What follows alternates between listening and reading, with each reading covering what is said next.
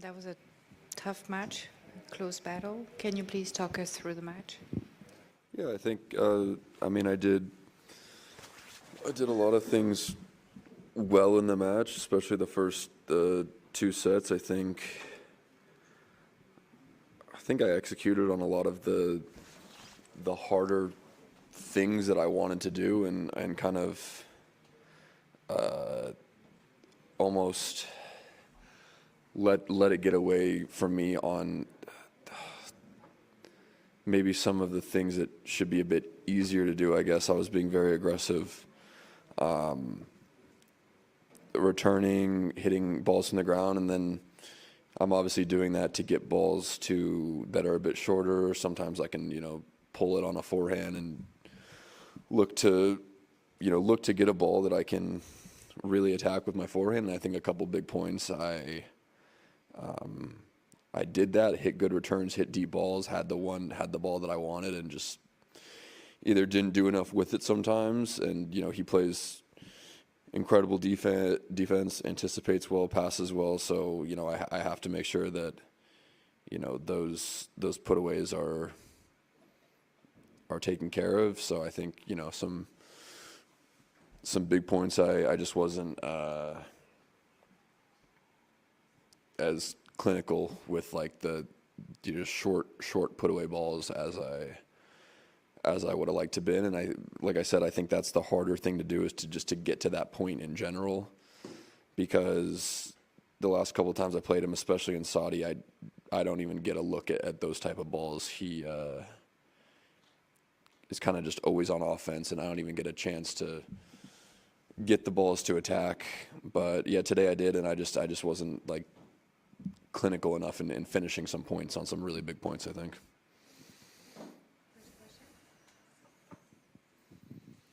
Hi, Taylor. Congrats anyway, because it was a really great match. I think one of the best of the year. I was wondering if you had any specific regrets and what's missing. Yeah, I mean, I think there's a lot of things. I think it's like, I mean, I really believe if I hit my forehand just a little bit better on some shots, and I'm up a break in the second, and I'm putting myself in a position to serve out the match. I mean, the ones that come to my mind are, there was one game, 15-30, I missed a forehand that I should have at least, like, put away or hit a good enough shot to win the point on. I did the same thing on a 30-all on one of the break points. I let that overhead bounce. I probably should have just sent it out of the air and just accepted it if I missed it, but I think that was a good opportunity to win the point. There's a lot of opportunities, and most of them revolve around me having this. I'd say the thing that's frustrating is most of the opportunities that come to my mind revolve around me actually having the ball that I want to really attack on, and just not hitting it well enough. Hi, Taylor.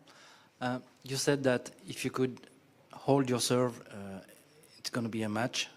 That was the case pretty during all the match. But how difficult is it to stay focused on your serve when you're playing Carlos? And second, do you think it's the match where you were the closest to him, maybe? I mean, recently, I mean, I did win one at one time,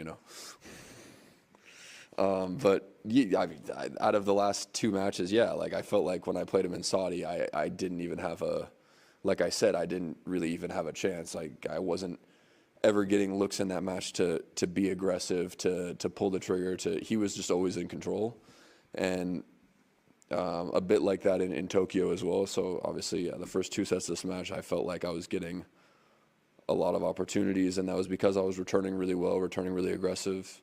I don't think it's tough to stay focused on the serve. I don't think the serve is really an issue in the match. I think, once we get to the third set, I'm struggling pretty hard with my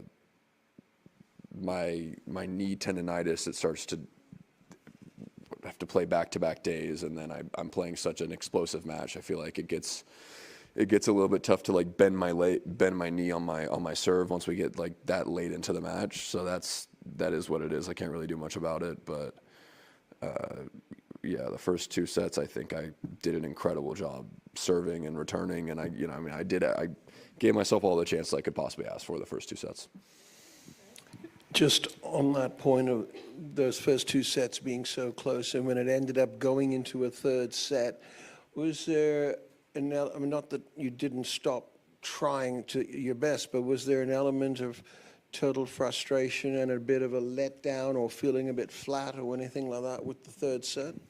I mean, there's definitely frustration because, like I said, I felt like I had my opportunities, but I mean, to be completely honest, it's just the flatness is just my knee. Like, my knee's completely cooked. There's nothing I can really do.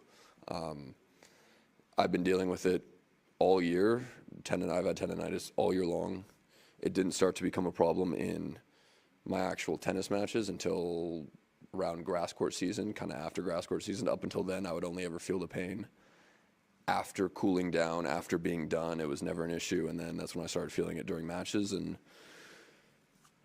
kind of since that part of the year, I've really struggled to kind of just play back-to-back days without it flaring up. I feel like if I play one really hard day where I'm like moving intensely and playing hard, then I need a day for it to kind of calm down. And then Tokyo was the only time this whole year, for whatever reason, I was able to play back-to-back days without pain. And yeah, I started feeling it towards the end of the first set, but it didn't really affect me until the third set. It just got to the point where I was really struggling to bend my back leg on my serve, step into backhands, load my right leg for like an open stance forehand. It's just like, yeah, I mean, the feeling of flatness is just that, like, I'm really struggling with it.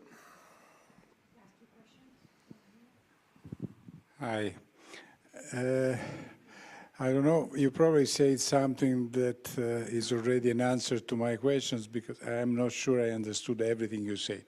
But there were at least 3 or 4 forehands that you were 2 meters, 3 meters far from the base, from the net court. And I don't know why you hit those balls on 3 times out of 4 on his forehand. Trying to counterfoot him, probably. But you had a lot of space on the other side, and I am asking you, do you think it's a matter of being anxious? I mean, not nervous, but anxious to finish it. I mean, why this happens? Because, to be honest, from my point of view, I am not a great player like you are. They seem to be very easy shots for you, for a player like you. And I don't know if you will ever see it on TV again, or video analysis. You know, I mean, I think he's great. He's very quick, and he's great at anticipating. And I don't think the fact that it's going to his forehand's the issue. It's just that, like, I hit balls when I had those easy shots, I hit them in both directions, and I think part of it, and one aspect of it is he's anticipating well, and kind of just maybe he can just see by how I'm setting up where I'm going to hit it. And I think there's also a luck aspect to it as well. He's just picking a side. He knows that it's an easy shot. He's going to pick a side, and he's picking the right side a lot. It was probably, I don't know if there's probably ever been a match where someone's picked the right side on short balls against me more, and that's obviously why I say it can't all be luck. He's a great mover, and he anticipates really well, and I'm sure he anticipated a lot of the shots. But yeah, I mean, to be honest, on a lot of those short balls, I tried to mix it up. Sometimes I hit what I thought was the more obvious shot. Sometimes I hit what I thought was the less obvious shot for him, and he seemed to be there every time. It's, again, one of the very frustrating parts of the match is not being clinical, finishing the easy shots sometimes.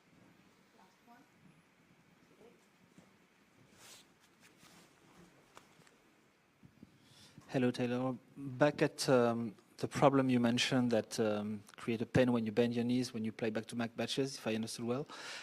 How does it happen? Do you feel it straight away, or is it very progressive? And I mean, from a medical point of view, do you know what it is and how you can deal with it on the long term? Yeah, I mean, the thing is, in order to deal with this, you need a certain amount of weeks to strengthen it where you're not pounding on it playing tennis. And unfortunately, that time period that you need, that does not exist in the tennis season. So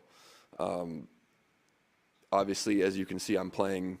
Yesterday played a great match. Today I played 2 sets at an incredible level. Why would I ever stop for 4 to 6 weeks when I can do this on the court? It's not. I'm just going to play through, and as I said before, as long as I have, for the most part, as long as I go hard and I have a day to take it easy, then I'm good again. It's unfortunate that circumstances I have to play 2 days back to back, and yeah, I start to feel it when I'm kind of bending, loading, kind of stomping. I think a big part of why it got going today is 1, the match yesterday, and 2, I was returning very explosive in this match. Very, it's one of the best matches I've returned for 2 sets, and the pushing off, the landing when I'm returning, that puts a lot of force through it. It's just tendinitis, and it's just gotten worse. And like I said, I felt it kind of early on, but it wasn't bad enough to affect me until I think the 3rd set. You could probably, I don't know, you could probably line up video and compare side to side and see that in the 3rd set, my back leg is just not bending as much. It's not loading as much as it was earlier in the match. That being said, it's like Carlos served exceptionally better in the 3rd set. He got the momentum rolling. He played great in the 3rd set. My opportunity to win that match was in the 2nd set, and I didn't take it. And I had the chances that I had all I could ask for, like I said.